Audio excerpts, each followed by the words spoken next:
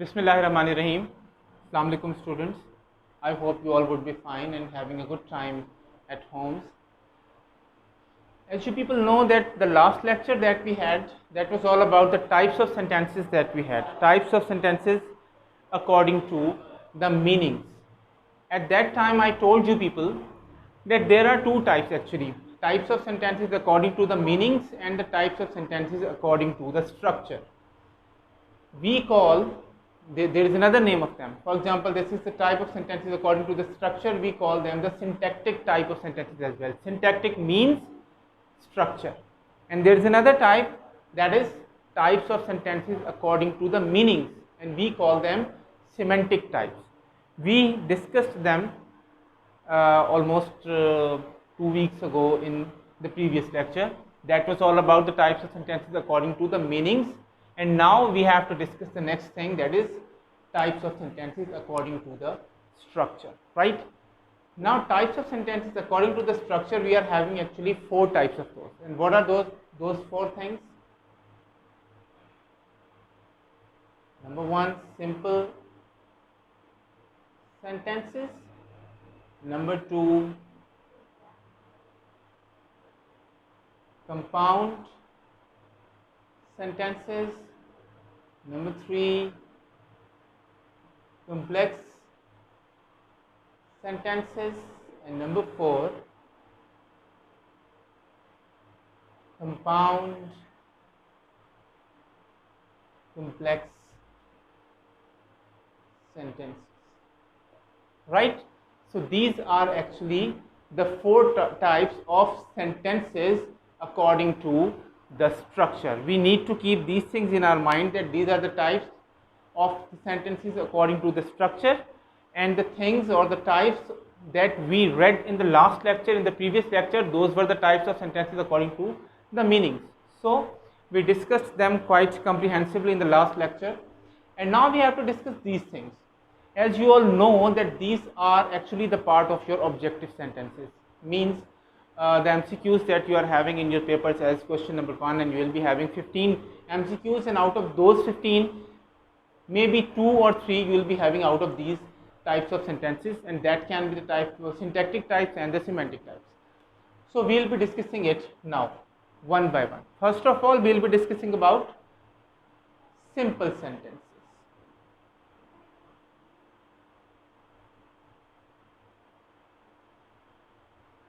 Simple sentences का बेटा जिस तरह नाम से जाहिर है, सिंपल का क्या मतलब होता है? सादा. समथिंग दैट इज प्लेन, बिल्कुल सिंपल है, सादा होता है. ठीक है, अब हम ये स्ट्रक्चर वाइज देखते हैं. स्ट्रक्चर किसको कहते हैं? एक सेंटेंस की साख, कि एक सेंटेंस कंस्ट्रक्ट कैसे हुआ हुआ है, बना कैसे. सिंपल सेंटेंस का मतलब ये होता है कि एक ऐसा सेंटेंस होगा जो एक अकेला होगा, अकेला सेंटेंस होगा, उसमें किसी किस्म के आपका दूसरा क्लॉज नहीं आ रहा होगा, कोई और सेंटेंस उसमें ऐड नहीं हो रहा होगा. ये बिल्कुल सिंपल सेंटेंस होंगे. इनको स्ट्रक्चर वाइज हम सिंपल इसलिए कहते हैं कि इसमें एक वर्ब आ रहा होता है आपके पास. ठीक है, फॉर एग्जांपल हम सिंपल सेंटेंस कहते हैं I love my country. I love my country में आप एक सिंपल स्ट्रक्चर बयान कर रहे हैं, आप कोई इंट्रिकेटेड बात नहीं कर रहे, आप सिर्फ सब्जेक्ट, एक सब्जेक्ट है, एक वर्ब है आपके पास, सिंपल सेंटेंस हो गया. ठीक है, इसी तरीके से हमारे पास हम कोई और के my mother praise for me, my mother praise for me. Again very simple sentence. Simple क्यों है, प्लेन क्यों हम इसको कह रहे हैं? एक सब्जेक्ट है. सब्जेक्ट क्या होता है, हमने डिस्कस किया था पहले भी. सब्जेक्ट मीन्स काम करने वाला, फंक्शन परफॉर्म करने वाला. तो फंक्शन एक, the mother is performing an action, and what is the action? That is praise. ठीक है, तो हमारे पास जब सिंपल सेंटेंस वो होते हैं जब एक आइडिया बयान हो रहा हो, किसी सेंटेंस के अंदर एक सब्जेक्ट हो और एक ही बात हो. जहां दूसरा सब्जेक्ट आया वहां पर सेंटेंस आपका कंपाउंड हो जाता है या कम्प्लेक्स हो जाता है, वो हम आगे डिस्कस करेंगे. ठीक है, और एक और कुछ सिंपल सेंटेंस कर लेते हैं. फॉर एग्जाम्पल कि दे were watching TV. तो इसमें भी क्या है कि दे सब्जेक्ट आ रहा है, ये वॉचिंग मेन वर्ब है, ये हेल्पिंग वर्ब है। तो we are having only one subject, so we are having only one verb, which means this sentence is a simple sentence. ये सेंटेंस सिंपल सेंटेंस क्यों कहलाता है? क्योंकि इसके अंदर एक सब्जेक्ट होता है और एक ही हमारे पास कोई वर्ब होता है आइडिया एक्सप्लेन करने के लिए। ठीक है, सब्जेक्ट सबसे मेन मैटर है, सब्जेक्ट एक होना ज़रूरी होता है। Is this clear? कि जैसे ही आइडिया कोई और हम इसके साथ अटैच करेंगे तो हम ज़ाहिर है कोई जो एक हमारे पास कंजंक्शन होते हैं वो लेकर आएंगे। कंजंक्शन को लाते ही या वो कंपाउंड बन जाएगा या वो कम्प्लेक्स बन जाएगा। जब तक कंजंक्शन नहीं आ रहे, सिंपल है, तो वो कंजंक्शंस के बगैर है तो वो सिंपल सेंटेंस बनेगा। Is this clear? कोई कंफ्यूजन होगी तो वो आगे हम जो बाकी टाइप डिस्कस करेंगे तो उसमें आपकी क्लियर हो जाएगी इंशाल्लाह। The next thing is compound sentence. This one, compound sentence.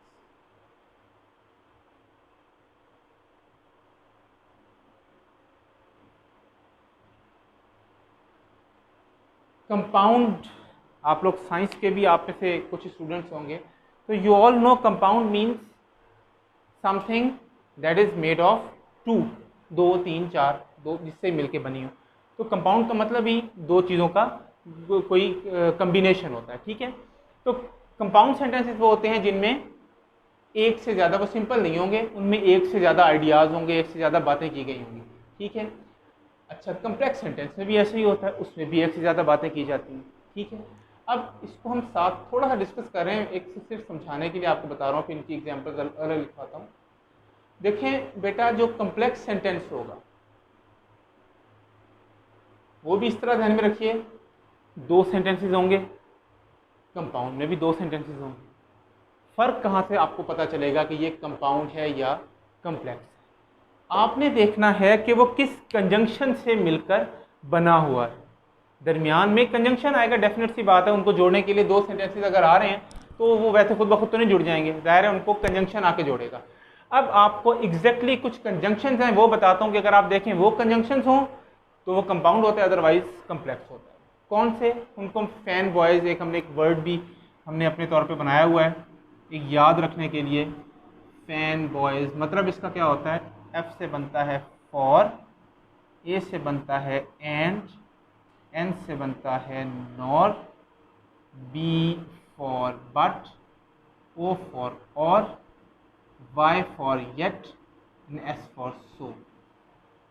बड़ी सिंपल सी बात है बेटा, आप कंपाउंड सेंटेंस और कम्प्लेक्स सेंटेंस में डिफरेंस कैसे निकाल सकते हैं? कि आप ये देखिए कि आपके पास है तो वो कंपाउंड या कम्प्लेक्स, कैसे दो सेंटेंसेस इकट्ठे आए हुए, मिले हुए दरमियान में आपस में, किस चीज़ से मिले हैं? कंजंक्शन से मिलते हैं।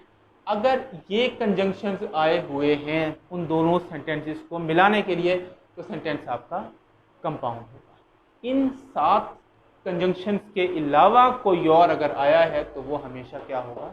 कम्प्लेक्स होगा। और कौन कौन से कंजंक्शन होते हैं? बहुत सारे हैं। बिकॉज है, if, until, unless, as, though, although। ठीक है, इसके अलावा प्रोनाउंस भी आ जाते हैं, when, who, which, whose, whom वगैरह, बहुत सारे और भी हैं। तो आप जब सेंटेंस देखो कि वो सिंपल नहीं है बल्कि वो एक से ज़्यादा चीज़ें उसमें ऐड हुई हुई हैं, तो फिर आप कंपाउंड और कम्प्लेक्स का डिफरेंस कैसे देखोगे? बड़ा सिंपल है, ये वाला तो याद करने की ज़रूरत भी नहीं है, सिर्फ ये वाले देखें कि ये जो 7 है, फैन बॉयज़ वर्ड याद रखेंगे और उनसे ये वर्ड उनकी रिलेशन से याद रखेंगे तो भी आसानी से याद हो जाएगा। तो आपको पता चल जाएगा कि अगर ये वाले कंजंक्शंस दरमियान में आ रहे हैं तो ये सेंटेंस आपके पास कंपाउंड होगा। अगर ये नहीं आ रहे, इनके अलावा कुछ भी आ रहा है, वो आपके पास कम्प्लेक्स सेंटेंस होता है। ठीक है, मैं कुछ एग्जांपल्स लिखता हूँ, मिक्स लिखता हूँ दोनों की, तो फिर आप उसमें से जज कीजिएगा कि कौन सा कंपाउंड है और कौन सा कम्प्लेक्स है। For example, the first sentence is I won't come if it rains.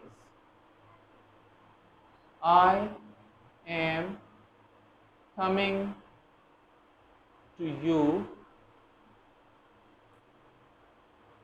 because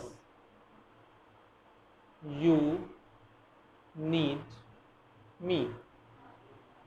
He is my friend and it is my duty to help him. And the last one is, we shall die one day, for we are mortals or mortal. Now, these are the sentences we are having more than one sentence और structure, जिसको हम कह सकते हैं कि idea इसमें एक से ज़्यादा है। तो अब देखिए, I won't come if it rains, यहाँ पर कंजंक्शन क्या आ रहा है? If. I am coming to you because you need me, conjunction क्या आ रहा है? Because. He is my friend and it is my duty to help him, and we shall die one day for we are mortal. ये हम लोगों ने conjunction जज कर लिए कौन कौन से। ठीक है, अब हम कैसे जज करेंगे? जो मैंने आपको तरीका बताया कि एक सिंपल सी बात है। वैसे तो मेन बात ये होती है कि कंपाउंड सेंटेंस की निशानी ये होती है कि कंपाउंड सेंटेंस, वो जो मैंने 7 आपको फैन बॉयज वाले हिसाब से बताया है, वो जब सेंटेंस के दरमियान में आते हैं तो वो सेंटेंस के दोनों तरफ मेन क्लॉजेज यानी इंडिपेंडेंट क्लॉजेज बनाते हैं, जबकि बाकी जो कॉम्प्लेक्स सेंटेंस में वो एक मेन क्लॉज होता है और एक डिपेंडेंट होता है। लेकिन हम अगर इसको इस तरह याद ना भी रखें, हम अगर जज करें तो कैसे जज करेंगे कि फैन बॉयज वाले इसमें से कौन कौन से हैं हमारे पास? क्या इफ आता था उसमें?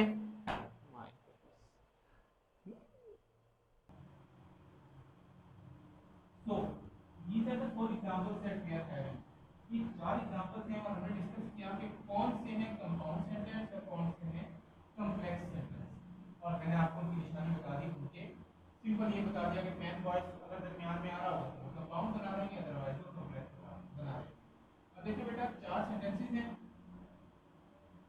आई won't come if it rains. If हमारे पास क्या होता है? Subordinating conjunction. क्या फैन बॉयज में शामिल है? नहीं था शामिल।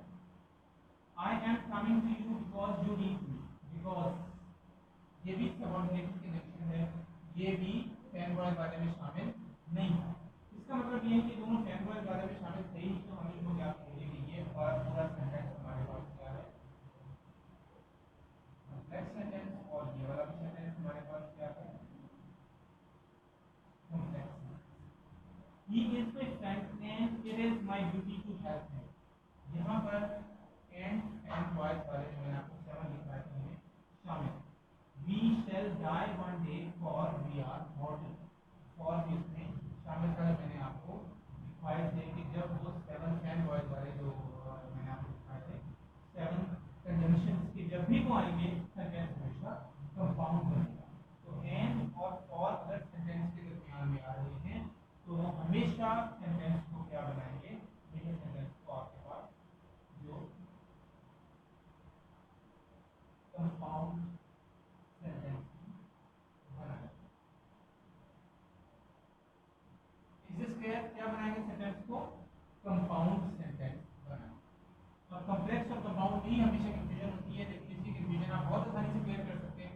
और वो कंफ्यूजन क्या है कि आपने 7 फैन बॉयज वाले 7 को याद कर लेने कि अगर वो हो सेंटेंसेस के दरमियान में तो वो कंपाउंड सेंटेंस होंगे, अदरवाइज बाकी कुछ भी आ जाए जोड़ने के लिए सेंटेंस को, वो होंगे आपके पास कॉम्प्लेक्स सेंटेंसेस। क्योंकि इनको जोड़ने के लिए सबऑर्डिनेटिंग कंजंक्शंस आते हैं, कोरिलेटिव कंजंक्शंस आते हैं, कंपाउंड कंजंक्शंस आते हैं, रिलेटिव प्रोनाउंस आते हैं और रिलेटिव एडवर्ब्स आते हैं। ठीक है, रिलेटिव प्रोनाउन होते हैं ये who, which, whose, और relative adverb where, when, how। तो ये जब हम पार्ट्स ऑफ स्पीच अच्छे से पढ़ेंगे तब ये सारी चीजें भी आ जाएंगी। फिलहाल आप क्या याद रखेंगे कि फैन बॉयज में जो मैंने आपको सेंटेंस जो 7 बताए थे कि फॉर, एंड, नॉर, बट और गेट एंड सो, अगर ये सेंटेंस के दरमियान में आते हैं सेंटेंस हमारे पास कंपाउंड होगा, अदरवाइज कॉम्प्लेक्स। ठीक है, इसके अलावा लास्ट हमारे पास हो गया है कंपाउंड कॉम्प्लेक्स सेंटेंस। जब आपको कंपाउंड और कॉम्प्लेक्स समझना तो मुश्किल ही कोई नहीं है, क्योंकि आप नाम से जाहिर हो रहा है कि ये क्या है, कॉम्बिनेशन है कंपाउंड का और कॉम्प्लेक्स। ठीक है, इसकी मैं एक एग्जांपल दूंगा, इसी से आपको अंदाजा हो जाएगा कितना आसान है। Compound complex sentence, complex compound की कहते हैं। एक एग्जांपल इसकी लिखता हूं, उससे आपको बिल्कुल क्लियर हो जाएगा। I was driving carefully as it was raining and the road was slippery. And the road was slippery. Right? I was driving carefully as it was raining and the road was slippery कर लें या उसको replace कर लें, the road was unpaved, broken road। ठीक है, अब देखें दो चीजें हमारे पास इसमें आ रही हैं। I was driving carefully as, I was driving carefully as का मतलब because सेंस में आता है। It was raining and the road was unpaved।